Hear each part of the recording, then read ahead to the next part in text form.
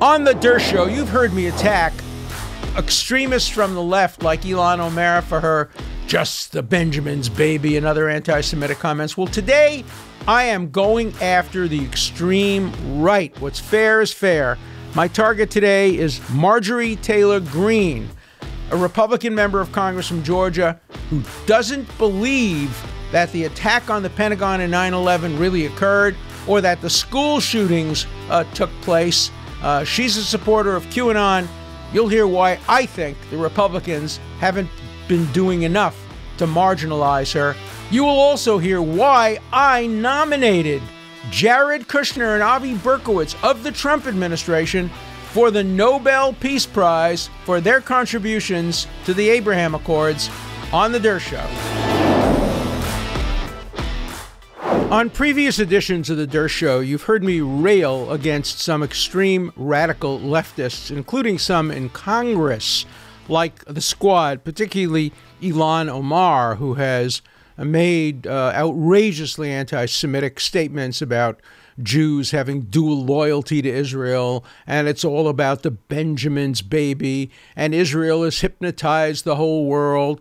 And I've criticized the Democratic Party for not marginalizing this anti-Semite in Congress, indeed giving her posh committee assignments. Well, today it's the Republicans' turn, and it's the extreme right's turn to be criticized. You're always going to hear equal criticism on the Dershow. So today my target is Representative Marjorie Taylor Greene. You may not have heard of her. She has been recently elected to Congress from a very conservative district of Georgia, the same state that elected two liberals, one of whom I was strongly opposed to, the Reverend Warnock, because he too made statements that I regarded as un-American and anti-Semitic. And he refused to apologize for the statements he's made in the past. And so it's only fair that I now focus on Marjorie Taylor Greene. She's in Congress. She's just been appointed to the Education Committee. Education Committee. And she's a woman who denies that the shootings at the various schools that killed so many of our children were real shootings. She thinks they were false flags designed to promote gun control. Come on. People died. People are grieving. Families lost their children. And she's out there suggesting that maybe it never happened. I mean, what is she? A denier? I mean, this is just outrageous for her to make statements like that. And it's not the only thing she's said. Remember the great horrible fires in California that killed so many people and made other people homeless? Well, she knows. She knows where it came from. It came from laser rays from outer space, concocted by the Rothschild family. You know, the Rothschild family, the protocols of the elders of Zion. They control the world. Their hands are in everything. They started the Napoleonic Wars. They started the First World War. They started the Second World War. The Rothschild family. They are trying to destroy our country by sending laser beams to American forests to burn them up. This is a member of Congress making those kinds of statements. It doesn't stop there. She doesn't think that 9/11 really happened. 9/11, the planes in the Pentagon. Here's what she says. We had witnessed 9/11, the terrorist attack in New York, and the plane that crashed into Pennsylvania, and the so-called plane that crashed into the Pentagon. It's odd there's never been evidence shown for a plane in the Pentagon. No evidence. The plane was there. You could see the hull of the plane. A friend of mine was on that plane. She called her husband from the plane, their last phone call. And then the plane crashed into the Pentagon. The so-called plane that crashed into the Pentagon. It's odd there's never been any evidence shown for a plane in the Pentagon. Talk about fake news. Talk about these made-up conspiracy theories. This is a woman who is a supporter of QAnon. Do I have that pronunciation right? QAnon. QAnon is that extreme group that is anti-Semitic, anti-Muslim, anti-everything, that believes the Democratic Party is controlled by pedophiles and worse. According to the newspaper accounts by the Associated Press, she has expressed support for QAnon conspiracy theories, which focus on the debunked belief that Democrats are involved in child sex trafficking, Satan worship, and cannibalism. Cannibalism. Yep. Facebook videos surfaced last year showing she'd expressed racist, anti-Semitic, and anti-Muslim views. Let me quote to you from some Republicans and Democrats. She's been universally condemned. Some Republicans have condemned her as well. Others have not. And I think it's important to focus on who's condemned and who hasn't. Here's a quote. Assigning her to the Education Committee when she has mocked the killing of little children at Sandy Hook Elementary School, when she has mocked the killing of teenagers in high schools at Marjorie Stoneham Douglas High School, what could they be thinking? And what could they be thinking? Now, many of us condemn the Democrats, and rightfully so, for putting Ilhan Omar on committees and by not marginalizing her. Look, you can't get her unelected, and you can't deprive her of her free speech rights. I'm not calling here for censorship. Ilhan Omar has the right to express her bigotry on the floor of the Congress. She's not the first person to do that. The word kike was used on the floor of the Senate to describe survivors of the Holocaust by a senator from Mississippi during the Second World War. Other words have been used. Anti-African American words have been used. Anti-immigrant words have been used. And so, the Constitution does provide that no senator or congressperson shall be questioned in any other place for comments made on the floor of the Senate. That means questioned lawfully. But on this show, on the Dershow, we get to question her. The Constitution doesn't apply to me here. It doesn't apply to restrict me from condemning both the right and the left extremists. Look, I think both parties have a problem. Generally, the Republicans have done a better job, generally, in marginalizing their extreme right wing, but not in this case. In this case, they have put her front and center on the Education Committee after knowing that she made these kinds of statements. It's not too late to change that, nor is it too late for Congress to marginalize Ilhan Omar. Now, we have the Speaker of the House, Nancy Pelosi, has condemned very strongly the statements made by Greene. I haven't heard her condemn with equal ferociousness the statements made by Ilhan Omar. We can't have a double standard. We have to have a single standard. So I want you folks to call in. Many of my listeners are Republicans, some conservatives, some maybe even extreme conservatives. I dare you to justify, A, what Greene has said, the QAnon stuff, the stuff about the false flags at the schools in which people were killed, the alleged plane flying into the Pentagon. I challenge you. I don't think any of my listeners are going to be dumb enough to actually try to justify those kinds of absurd, hallucinatory, anti-factual statements. No, the Earth is not flat. Yes, astronauts landed on the moon. Yes, the Holocaust occurred. And yes, and Elvis Presley is not alive and living somewhere in the outskirts of Las Vegas. No, there are facts. Everybody's entitled to their opinion, but nobody's entitled to their own facts. The shootings at these schools occurred. The plane crashed into the Pentagon. The Democratic Party is not controlled by cannibals and pedophiles. There are facts.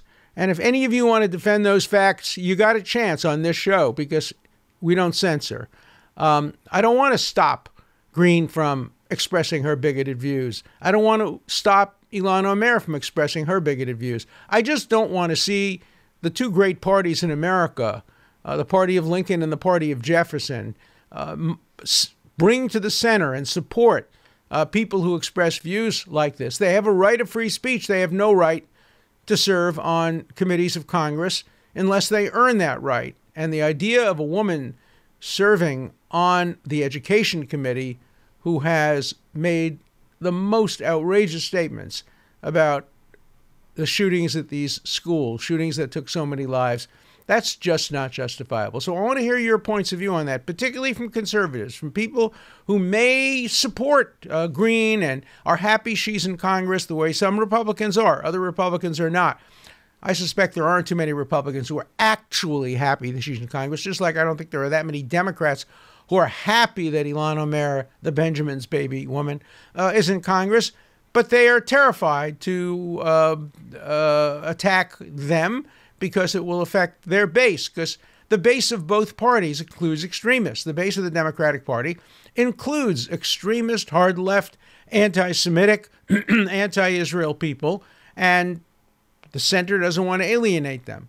The extreme right includes white nationalists, neo-Nazis, and others. And even though President Trump did go out of his way in Charlottesville to say that his "fine people on all sides" statement didn't apply to the neo-Nazis and to the white nationalists, there are some within the Republican Party who do not want to alienate their base by attacking the extremists. Well, all Americans have to join together, whether you're a Republican or Democrat, whether you're a liberal or conservative, whether you're a centrist or somebody who is further to the left or right than the center. You have an obligation, particularly if you're on the right, you have an obligation to condemn Greene and others on the hard right that do not speak for you. And if you're a Democrat and on the left, you have a special obligation to condemn Ilhan Omar and other members of the squad. AOC refused to attend an event honoring the memory of Yitzhak Rabin, the man who gave his life to make peace.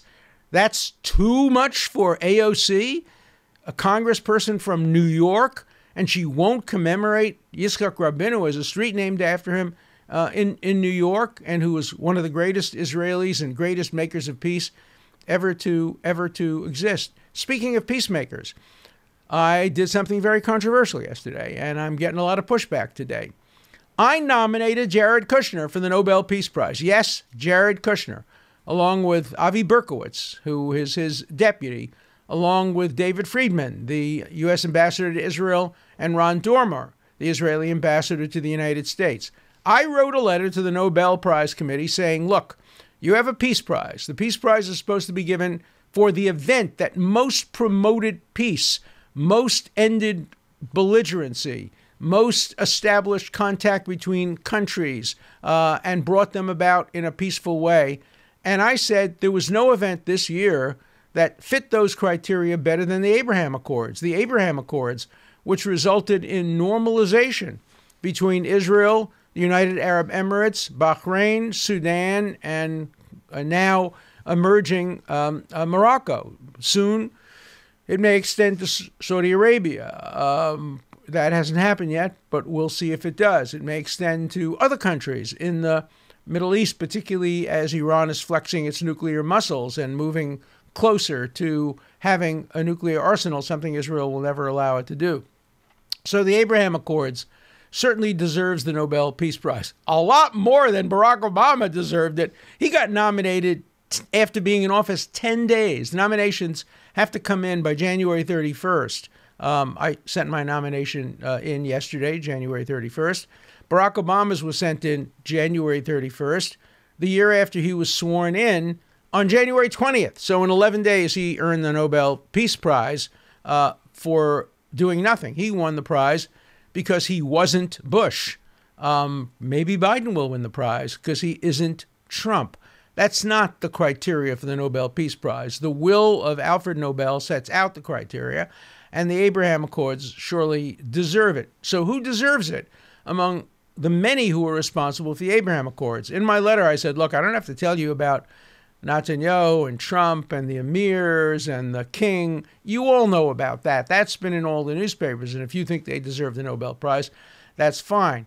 But I want to mention four names that are not in the newspapers, four names of the people without whom the Accords never would have happened. Jared Kushner, Avi Berkowitz, traveled from country to country, having no sleep, running around, getting every last bit of the normalization agree to, tying down loose edges, making deals, making arrangements, and ultimately culminating in the White House event that I was honored to be at, where the accords were signed and where the announcement was made that finally, after 100 years of belligerency and 70 years of abnormal non-relations, these countries were involved in an ongoing peace process with Israel. I think it will also, in the end, help the Palestinian cause and put pressure both on the Palestinians and the Israelis to make the kind of painful compromises that are required to make peace. Israel should never sacrifice its security, but it can certainly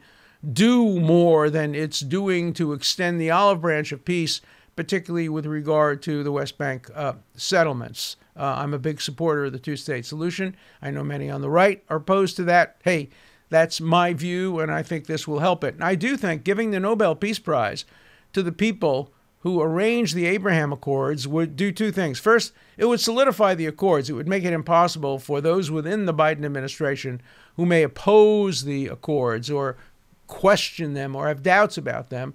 It would make it harder for them to pull back from those accords. By the way, I don't think the Biden administration is going to pull back from those accords. I think that they're moving in exactly the right direction, and I think the Biden administration will further those accords. But you should read my emails this morning. I've been called a Nazi for supporting Kushner and Berkowitz and the others for the awards. I've been told that my 15 minutes is up. I should just disappear, over and over and over again. Attacks on me. Why? Not a single one of the emails or messages gives a substantive reason against my nominations. None. Just name-calling. How can you do anything that supports Trump's son-in-law? How can you do anything that supports Trump's son-in-law's deputy?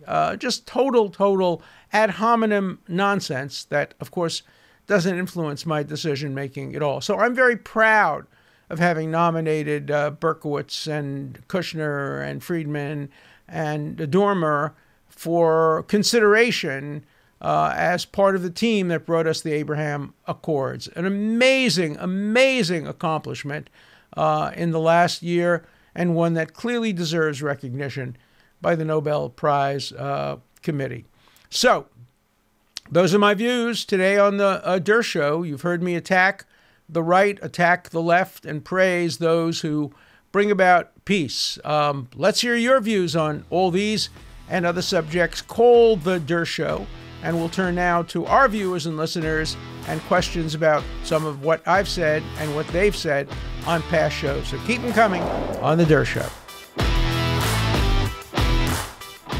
Let's turn now to our first caller. This is Gregory Spung. Hi, Professor.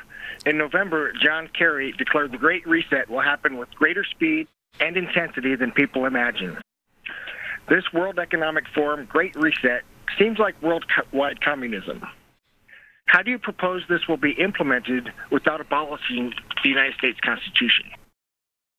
First of all, communism is dead. It only exists in the mind of a few dozen professors at American and European university. There's no communism left. Even China is no longer communist. It's a capitalist, aggressive, free market country with tyrannical aspects, but it's not communist. Maybe Belarus has a little bit of remnant of communism, and maybe Cuba, two failed economies.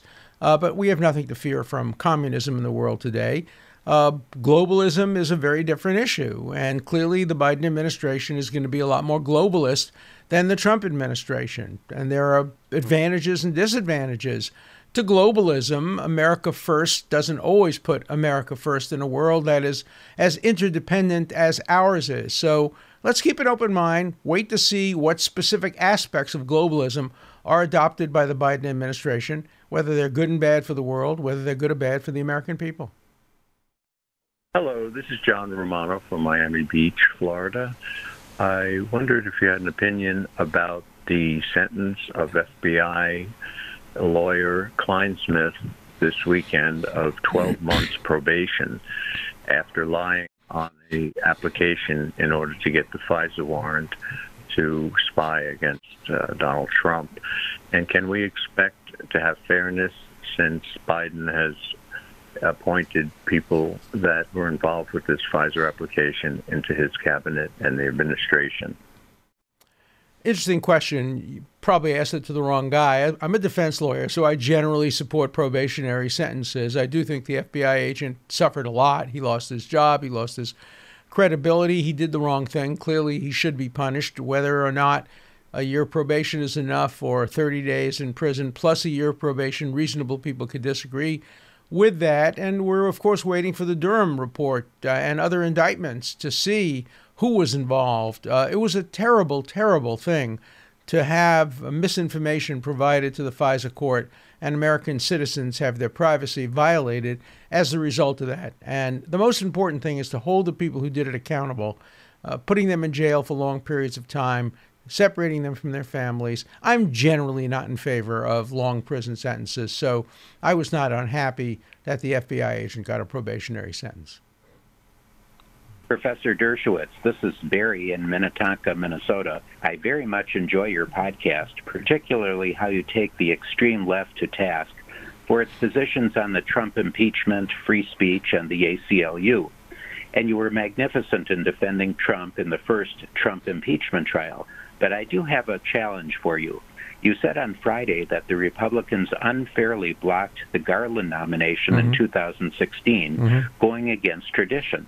Yet Mitch McConnell defended the Republican position in blocking Garland in 2016 while pushing the Barrett nomination in 2020 in this way. History shows, he said, that when Supreme Court vacancies arise in presidential election years, the outcome hinges on whether the same party or different parties control the presidency and the Senate. The circumstances we faced in 2016 have only led to confirmation 2 times in American history and 0 times since 1888.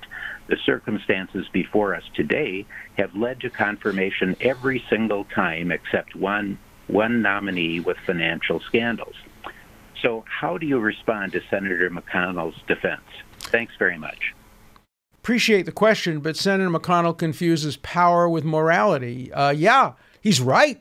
If they have the power to do it, if you have the same party in power in the Senate as in the presidency, then they can ram it through. And if there's a different party, then they can block it. That's no excuse. That's no justification.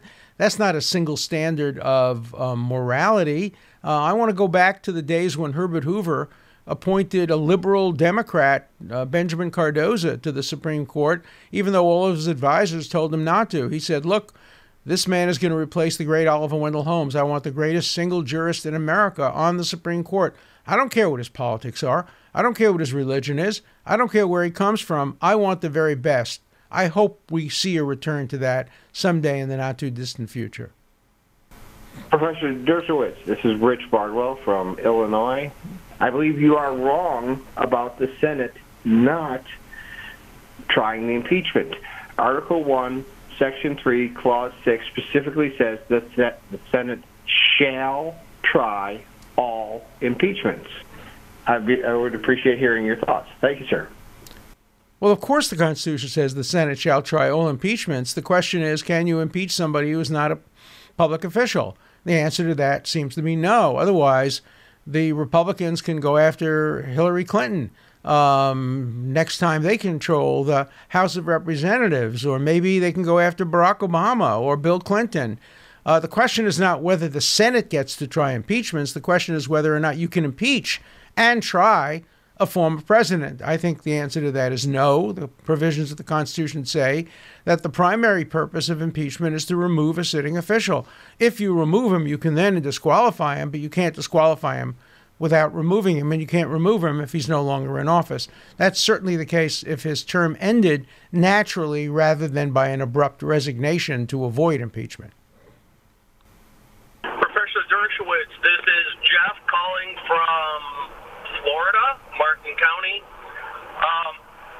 I think it would be very helpful if you could dissect why all the cases for election fraud posed by the Trump administration was thrown out. The big feeling among us Trump voters is that the courts erroneously did not even hear the evidence. Is there any basis for that?